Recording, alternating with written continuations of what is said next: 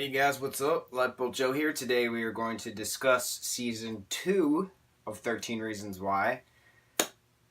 I've seen the 26 hours within the last 72 hours. I am a professional binge watcher as I get to work, as I get to eat, as I get to sleep, as I get to shower, as I do other extracurricular activities through the binge watchings, right?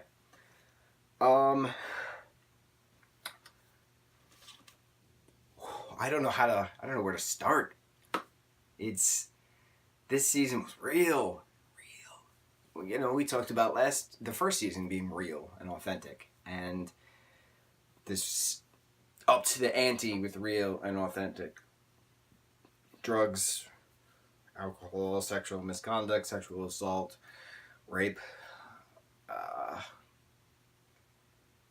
no eating disorders. Didn't get into eating disorders.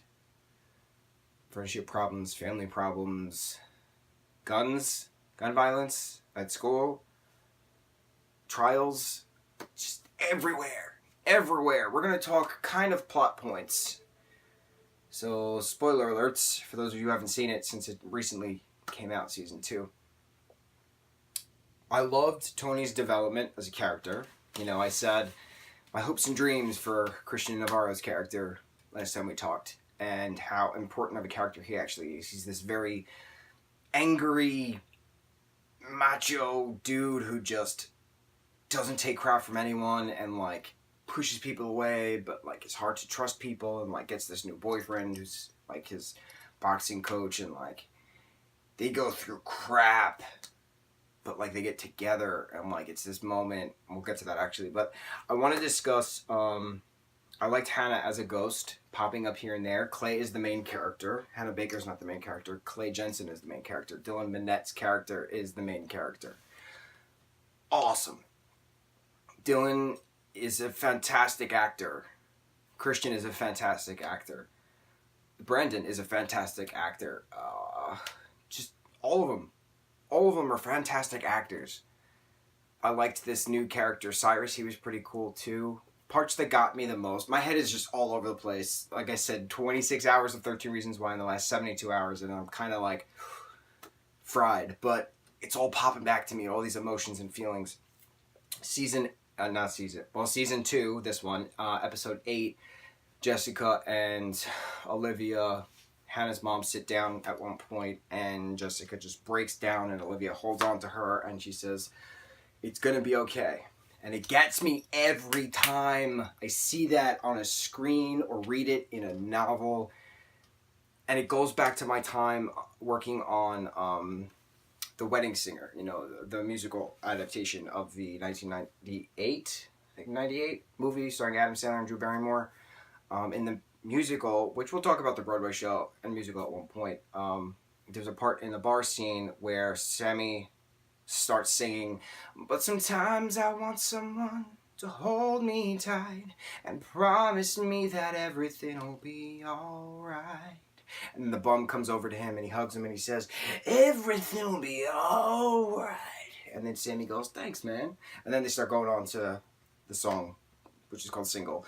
But it gets me every time, man, because everyone just wants to be held and promised that everything is going to be okay, and not everyone has those resources at the moment that they need it.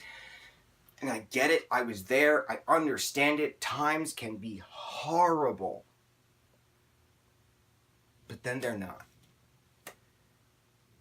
Sometimes you need to be your own anchor. I just quoted Teen Wolf. I knew the day would come. Mrs. McCall hugs Scott and she goes, "Sometimes you have to be your own anchor." Because Scott didn't have Allison anymore. And I'm so at peace right now with my head. With how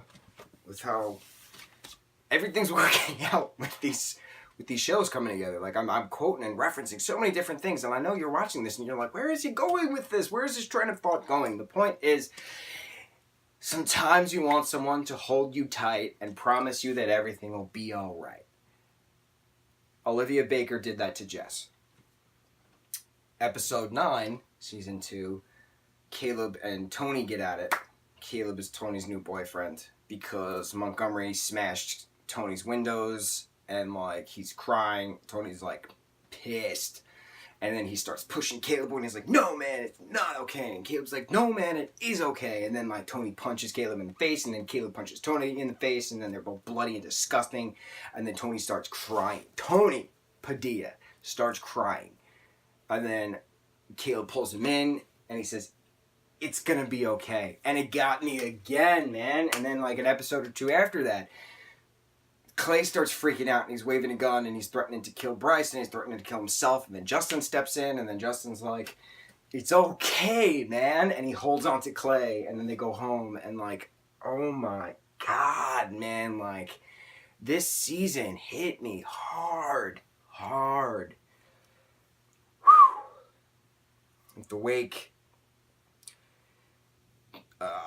Clay talks to Justin to see if he's cool with being adopted by the Jensens, and then like that's another thing that gets me right in the heart. Like my family has taken in a lot of strays.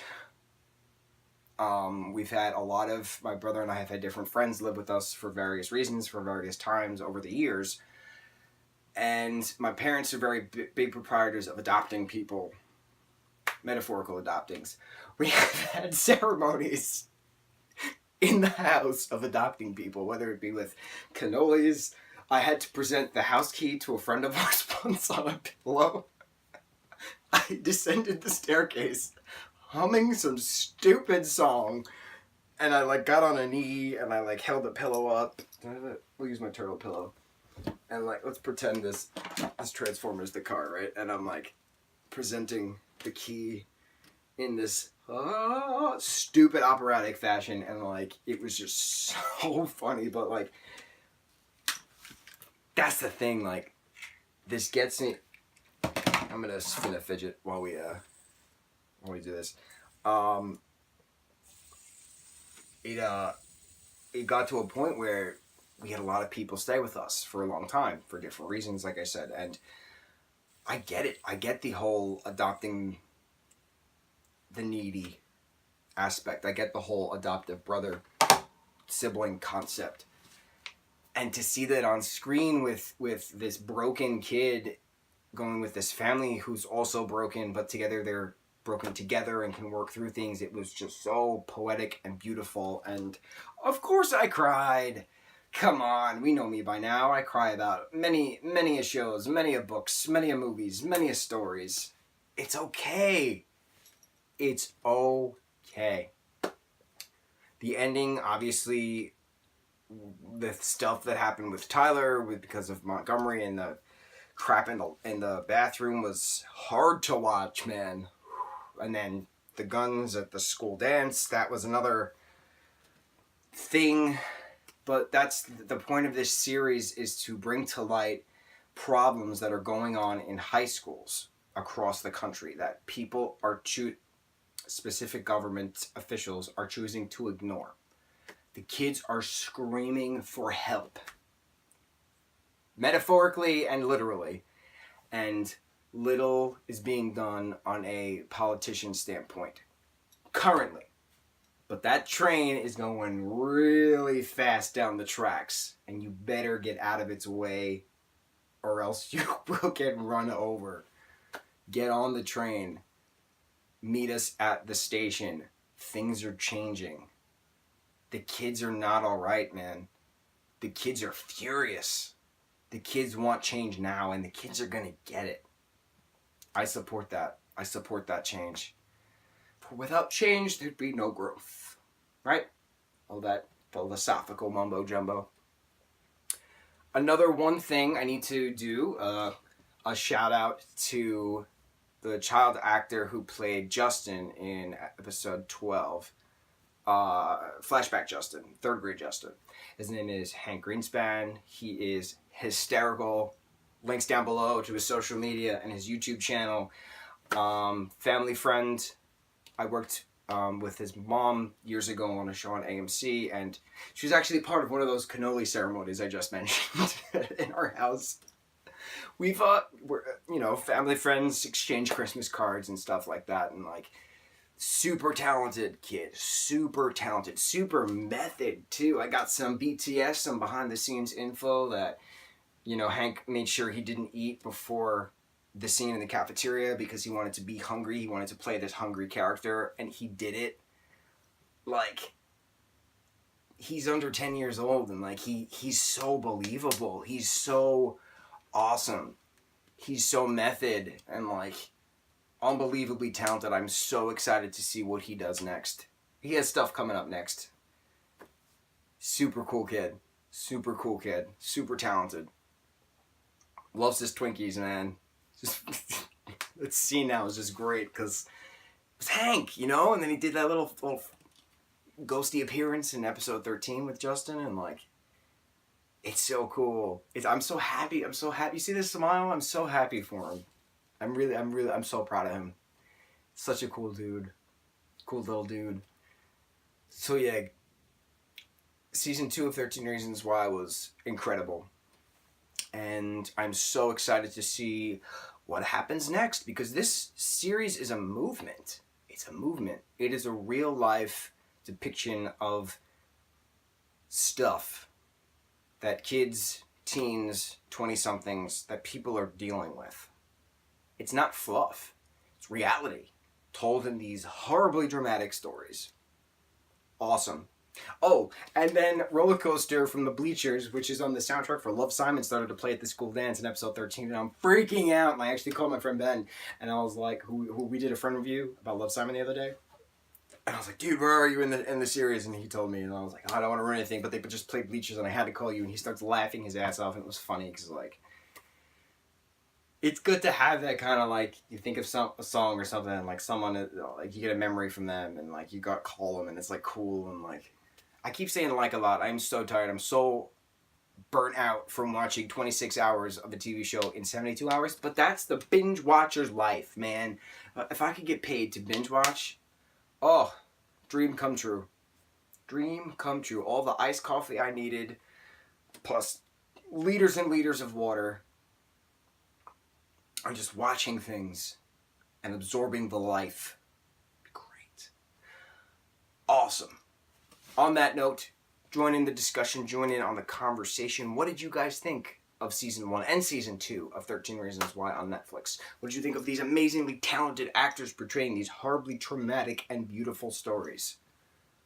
Awesome. Christian Navarro is awesome. He was my most recent Man Crush Monday. He is beautiful. Inside and out. I'm clearly overtired. Watch the show. Watch the show again and again. Learn from these stories. Learn from these characters. Learn to be better, because we have reasons why not. But we all have reasons why we should live. And that's awesome too. Yeah. Mucho mahalo, guys.